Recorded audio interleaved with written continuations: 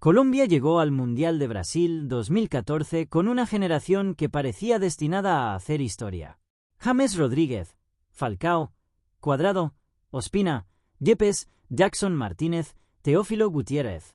Un equipo que enamoró al mundo con su fútbol y que alcanzó los cuartos de final del Mundial por primera vez en su historia.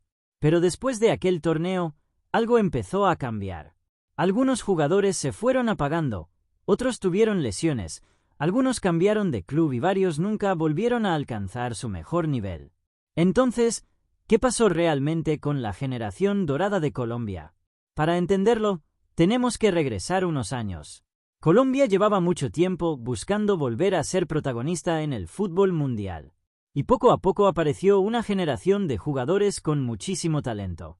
Falcao se convirtió en uno de los mejores delanteros del mundo. James Rodríguez comenzaba a demostrar que tenía talento para jugar al máximo nivel. Juan Guillermo Cuadrado destacaba por su velocidad y desequilibrio. Y David Ospina comenzaba a consolidarse como uno de los mejores porteros colombianos. Todo estaba listo para que Colombia regresara a un mundial con una generación completamente diferente. Pero antes de Brasil 2014 llegó uno de los momentos más dolorosos. Falcao estaba viviendo uno de los mejores momentos de su carrera cuando sufrió una grave lesión de rodilla en enero de 2014. Y de repente, Colombia tenía que ir al Mundial sin su máxima estrella. Falcao finalmente quedó fuera de la convocatoria. Parecía que Colombia había perdido a su jugador más importante. Pero lo que ocurrió después nadie lo esperaba.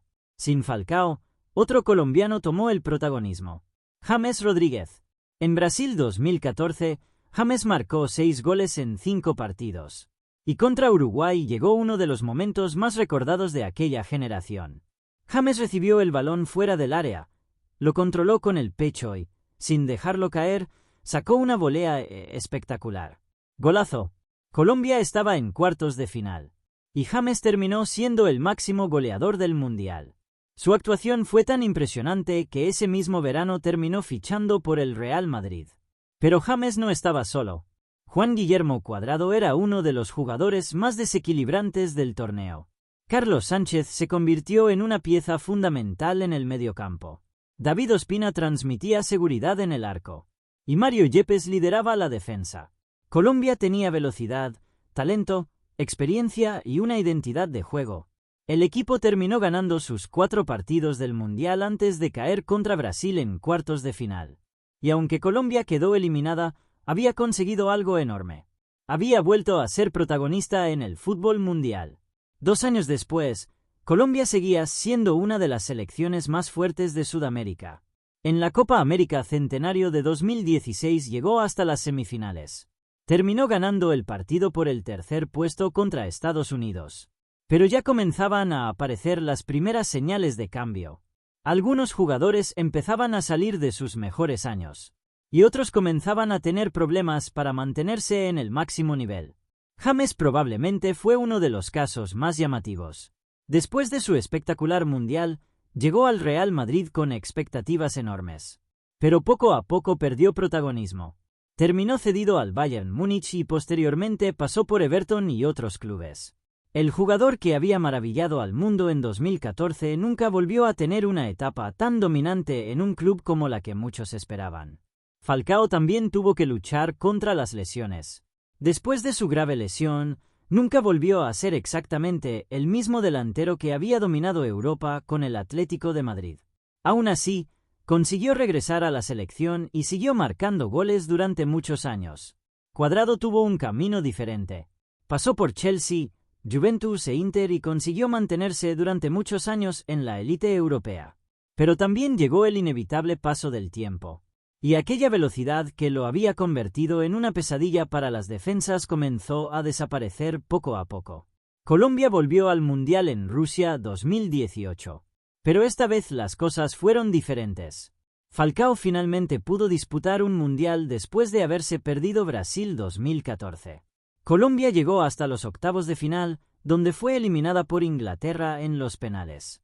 Y aunque seguía teniendo grandes jugadores, aquella sensación de Brasil 2014 ya no era la misma. Después de Rusia, varios nombres importantes comenzaron a abandonar poco a poco la selección. Yepes ya se había retirado. Falcao, Cuadrado y otros jugadores comenzaron a entrar en la última etapa de sus carreras. Y Colombia tuvo que comenzar una renovación. Ya no se trataba solamente de mantener a la generación de 2014. Había que encontrar a los nuevos protagonistas. Y entonces apareció una nueva generación. Luis Díaz se convirtió en una de las grandes estrellas colombianas del fútbol mundial. Otros jugadores como John Arias, Richard Ríos y varios jóvenes comenzaron a tomar protagonismo. Colombia volvía a tener talento, pero esta vez con una generación completamente diferente. Entonces, ¿qué pasó con la generación dorada? La respuesta es que no desapareció de un día para otro. Simplemente llegó el momento inevitable de una generación. Lesiones, cambios de club, pérdida de protagonismo y el paso del tiempo. Pero hay algo que nunca podrán quitarles. Ellos fueron los jugadores que hicieron que Colombia volviera a soñar en grande. James nos regaló uno de los mejores mundiales individuales de un colombiano. Falcao se convirtió en uno de los mejores delanteros de nuestra historia. Cuadrado representó durante años el talento y la velocidad colombiana. Y juntos llevaron a Colombia hasta los cuartos de final de un mundial. Quizás nunca ganaron un mundial, pero cambiaron para siempre la historia del fútbol colombiano. Y ahora la pregunta es, ¿la nueva generación de Colombia podrá superar lo que hicieron James, Falcao y compañía?